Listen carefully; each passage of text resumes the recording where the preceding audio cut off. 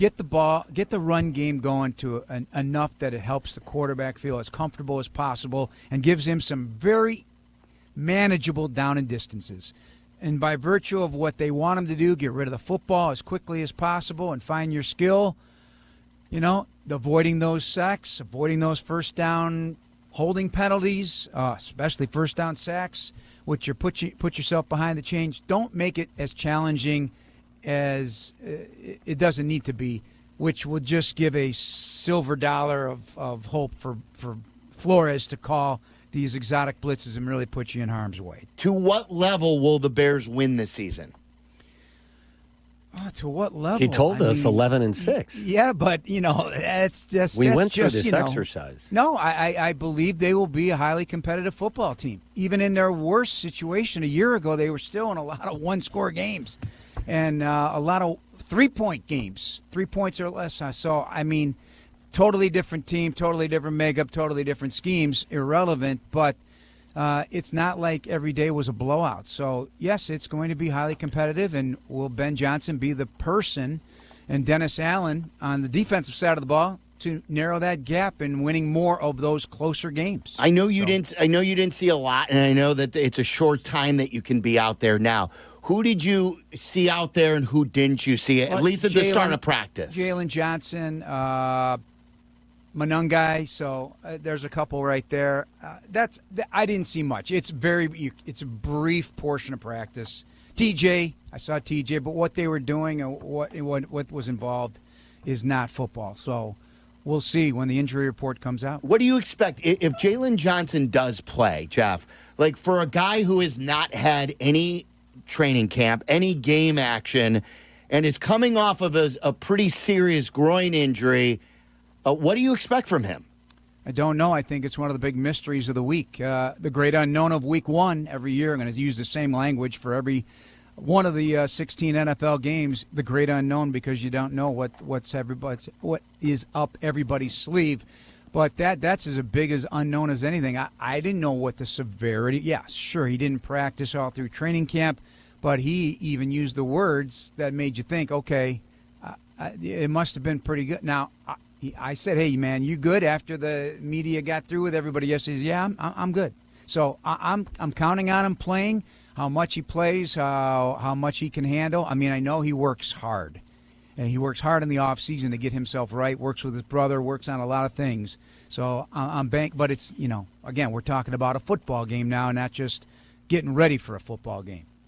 Brian Flores is one of the more accomplished and aggressive defensive coordinators in the National Football League. Are any of your concerns calmed at all because Ben Johnson has not only faced a Brian Flores defense 4 times in the last 2 years, but has orchestrated a very successful attack against a Vikings defense that is very talented and a big play defense? Yeah, I do feel that, but, it's two different teams. So Detroit, what they did and what the Bears are going to do and what they have are two totally different things, and it's ground zero of what they are starting. So, yeah, there's going to be some concerns, and believe me, Flores will come up with new stuff. There are new players there.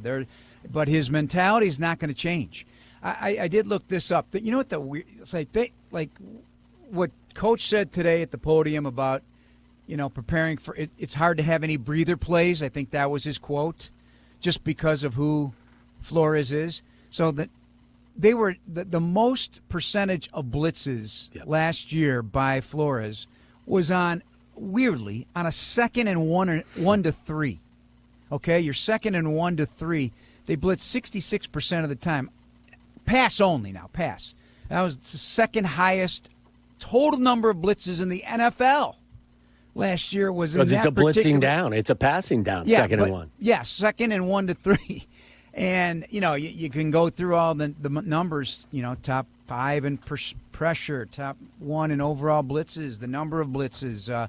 And then you forget about run blitzes. I looked this up, too. They were 5th in the NFL in run blitzes.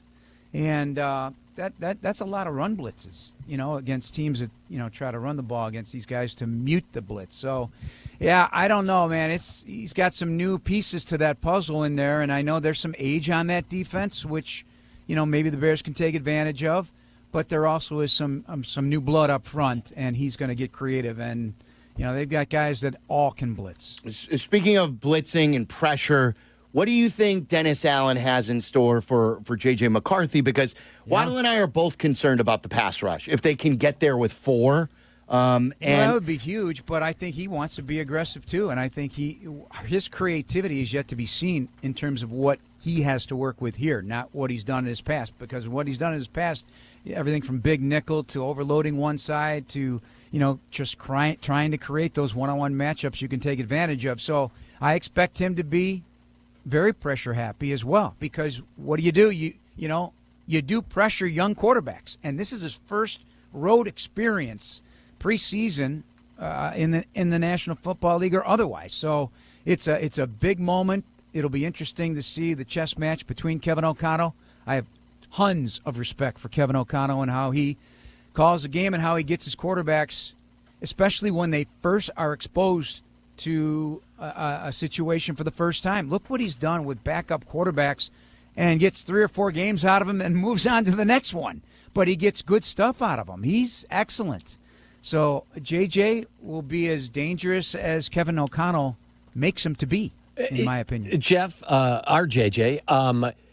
We got JJ, we got JJ McCarthy. Yeah. We got Justin Jefferson, and we got Jeff JJ, Joniak. and Jalen Johnson, and I call each other JJ. Yeah. So, yeah. A lot of JJs. A lot of JJs. What do you think is the key? If you can narrow it down to 1 or 2 things offensively for this Ben Johnson, Caleb Williams combo to actually work and be successful on Monday night? On Monday, I feel like get the run game going to enough that it helps the quarterback feel as comfortable as possible and gives him some very manageable down and distances.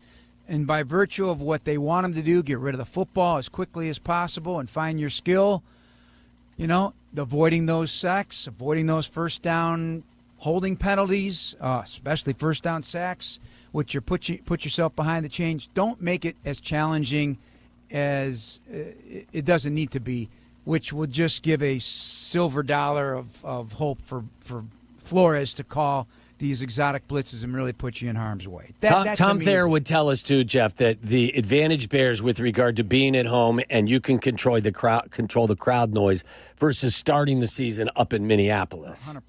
100%. So I'm really hoping that can really set the scene and get that play action going, because that's where Ben Johnson's expertise lies, getting that play action going and getting the ball. You think about, we're always big on yard after the catch, right? Or we're concerned with the deep ball percentage a year ago of Caleb Williams. But with Goff up there in Detroit, man, he's not worried about making those big plays. He's about making the short plays big plays. Yes. So I'm looking forward to that. Yeah, I think he could spray it all over the field and put the Vikings on their heels instead of having them come at him with guns blazing. So let's see how. And you know what? We say this over and over again too. Like the Vikings last year were 11-0 leading at halftime.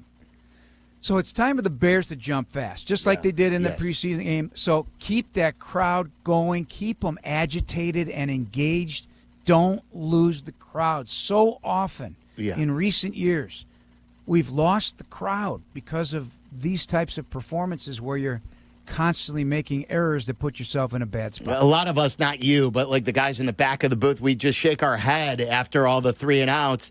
And then like in that first preseason game that the starters played, we're like shaking our heads because of the goodness, because they kept picking up first downs and eventually scored. So you're right. Like, you don't want the groans early of a 3 and out right away, even though it's just 1 or 2 series. You realize 11 of the 17 games last year, the Bears' first possession was 3 and out. Oh, I know. Yeah. Oh, yeah. We lived it. That's what I mean. Like, so that's got to change. They did not have an opening drive touchdown. Yeah. It's crazy. Got to There's change. 2 teams in the league. I forgot the other one. So that's hard to do. Yeah. I mean, honestly, Jeff, that's hard to do. I want Waddle to share with you his list so far, and we're doing the top 10 most important Bears list. I already did that, right?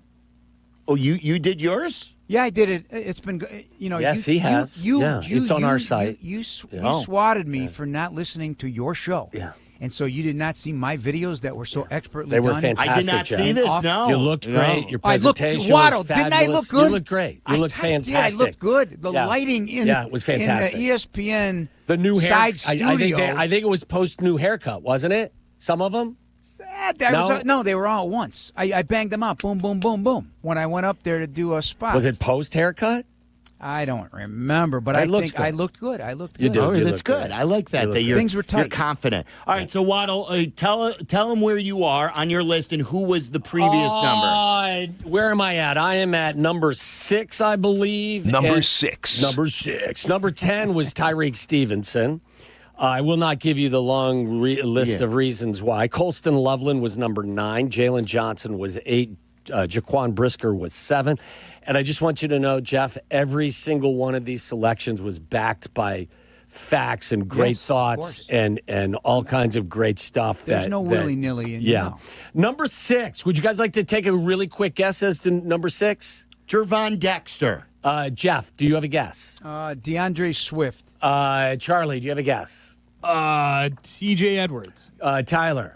Dio Adengbo. You are all wrong. Rome Odunze comes in at number 6, 54 catches, 734 yards, and 3 touchdowns. I thought he had a very solid rookie season. At times, it felt like they got lost with him out there because of the tendency to throw the ball to Keenan Allen. Way too much, in my humble opinion. But let's face it, guys. Rome was the 9th pick of the draft 2 years ago. Too much is given, much is expected. I think Rome has the ability to become a number 1 wide receiver in this league, and I think we will see tremendous progress from him. There's a lot of mouths to feed. I get that, but I do believe that Rome has the capacity to establish himself as the go-to guy and be the guy that has a tremendous big play potential. And I think that this is a year for him. Brian Thomas Jr. and Malik Neighbors are both guys that made the top 100 player list on ESPN. I believe Rome has the ability and will find himself with the same level of production as those guys in year 2. So my thought is Rome will be their number 1 at the end of the year. He's their 6th most important player. Boom. That's all I got. Jeff, don't kiss his ass. Isn't Jalen Johnson way too far down on the list in number 8? I don't have it memorized, but I believe I had Jalen number 4. Yeah, that's a better list. I had You guys. I had him number 4. I would suggest you both get a room and kick rocks. Do you know what my number 1 was? Caleb Williams. I cheated. No, Caleb was number 2. Ooh. Number 1, I cheated. Ben Johnson. No, number 1 was 5 is 1. It's the entire offensive line. And my list is No, bad. yeah, I And my take list back is with bad. what I said. Waddle's list is better. Yeah. Okay. Oh, really? I mean, Hey, what are you doing? 5 No. is 1. What are 5 you is doing? 1, Listen, baby. in my- 5 is 1. I used Listen, them all. part I of- didn't separate them. It's got to be 5 is 1. Is You the play all O-line. I'll year, give you a play little as one. insight into the motivation for my list. A lot of it is guys that have to perform who aren't certainties. Some guys are left off my list because I don't have a thought in the world that they're going to do what they need to do. So they are important, but somebody establishing themselves and living up to expectations is a greater importance to this guy right here. So if you don't agree with that, that's fine. But this is my list, and you guys can all show yourselves out. That's right. Get a taste of what I have I to like deal the with. saltiness All right? right before week 1. Get out! All right, Jeff, we'll Get see out. you Monday Okay, in the guys, booth for bring our your show. smiles, bring your hugs. You and- look, prepare yourself. We will be in your booth early. We're doing the show from the booth. Oh, I know that's sometimes a you forget. little bit of trouble. Well- Wait to stay here know about this. Yeah, Has it- we'll has have it to been clear with cleared them Friday. From Central. That's a little late in the process. I'm willing to do the show from the hallway outside if in Central fact there's a Command problem. needs to know a lot earlier than Okay, Friday. all right, well, we'll get You that can't cleared up. spring it on him and expect him to show up all Well, cheery. today's Wednesday, so Yeah, we are giving get you a early heads up. notice, Tom. You're listening. Oh, my gosh. I don't want to be anywhere near that situation. That's quite explosive for week 1.